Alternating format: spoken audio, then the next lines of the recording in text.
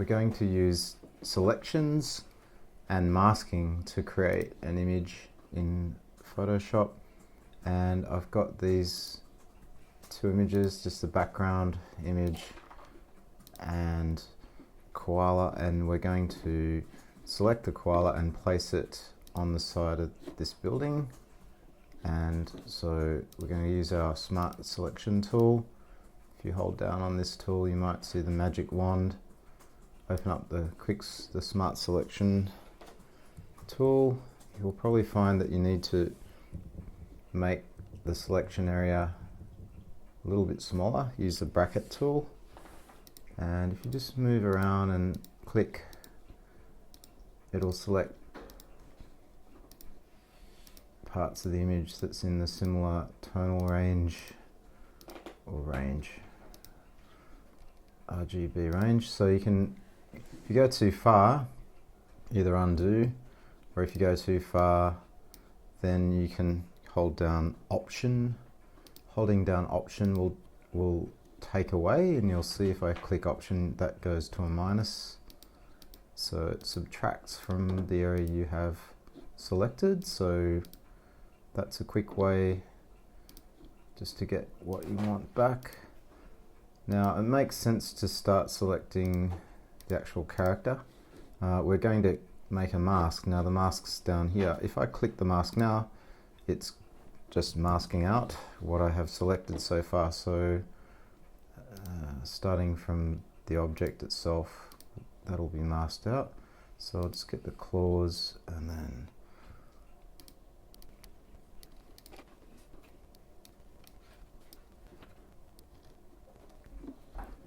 okay, now we're going to use the Refine Edge tool. And the Refine Edge tool helps select areas that have got, say, fur or hair around the edge, and it helps select details. And you can input a smart radius selection of the radius here, around about 2 pixels. We'll try that. And you can change the background, just can sometimes be helpful. And if you had it on a white background, it's probably not so helpful. Usually a black background's helpful because you see the outline. If it's a white outline around the character, it's a bit more obvious. Okay, so you can leave that there off to the side while you're working on it. Don't close it. And so what you need to do is just go around the edge. And while you do this, you can actually zoom in a little bit and make your brush a little bigger if you need to.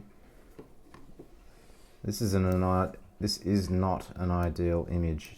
So the background isn't very high contrast compared to the character itself. There's fairly similar tonal values, not such a good selection. Ideally you want to have a white background for a character like this. So you can see these areas that are white, and selecting the hairs a little better than they are in the areas where the contrast isn't so high. So we'll just go around and do our best. Okay, so what you do, once you've gone around and selected the outline of the character, just go OK, and it just adds to your selection. And I won't go and do all the details. I've got a rough idea of what we need to do here. And then you need to create a mask. So masking, once you've made your selection, you just select down the bottom of the layers panel, add layer mask, like a little map of Japan, and click on that, and it adds a mask, and it shows you a little thumbnail of the mask, and the white areas are there still, the black areas have gone.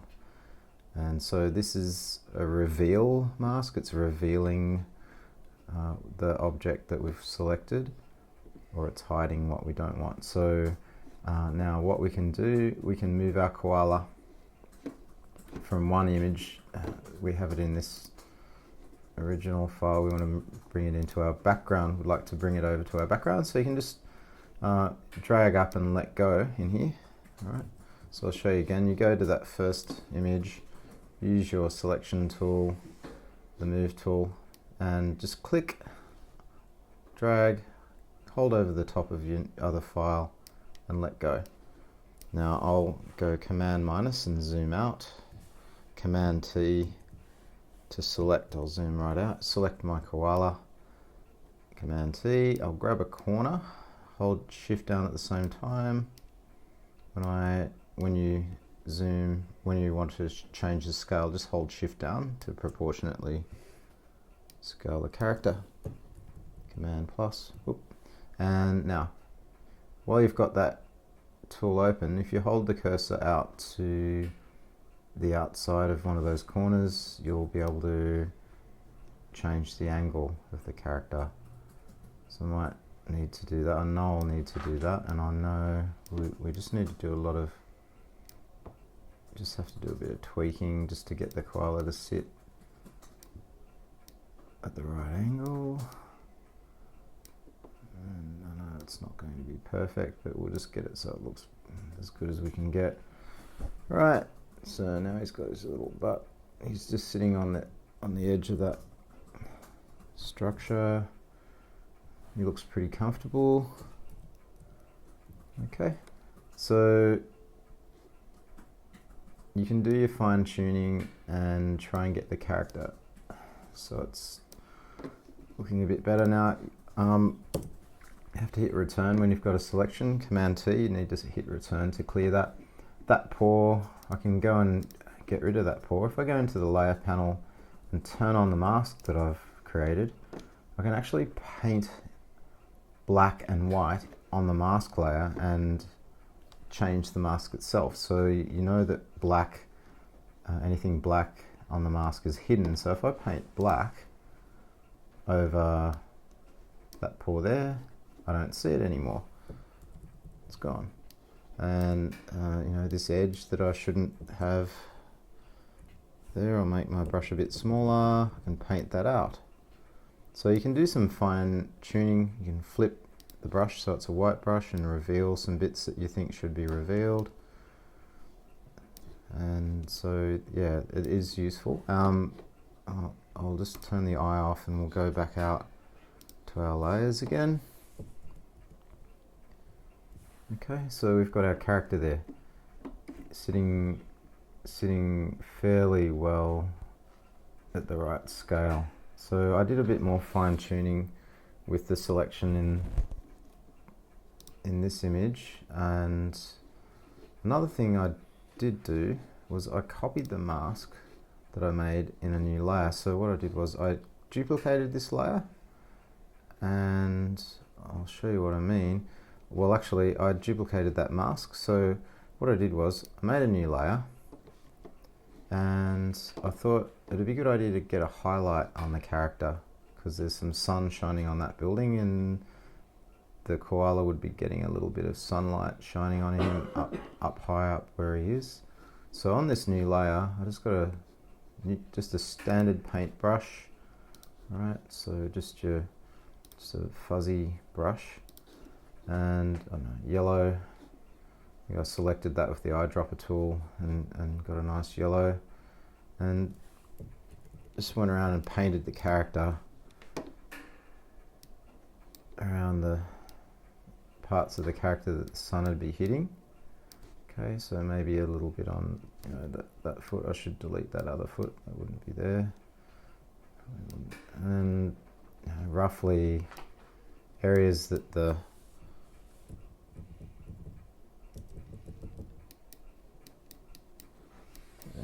sun would be hitting. So I'll just rough it out here.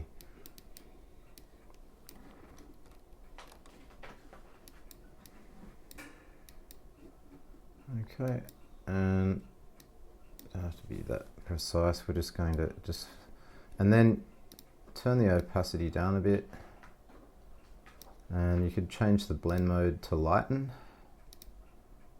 and drop the opacity a bit more. Okay, and so you could even paint while you're in that mode and see what sort of effect it has, but sort of changes the color a little bit, but you know, at least it's lightening it up. He's a blue little, he's looking a bit blue. And now that mask, we can just copy that. So actually just go to that mask layer and go Command A. Have to actually Command D, select the eye, Command A, copy the mask, Command C, I'll turn that off. Go to my layer here, add a mask. It's got nothing in it right now, it's white, so nothing's happening. Go in there, activate the mask, then Shift Command V and paste the mask in. And now we've pasted the same mask into another layer, Command D. And so now we don't have those bits that I painted that are over the edge. It's only being applied to the koala. All right, and in the other image, I created this palm tree by duplicating this palm tree and creating a mask out of the actual palm tree and applying it to itself. So, and that helps fix the character into the background. It makes the character a little more believably placed in the environment, just like a shadow would if the character was standing on the ground.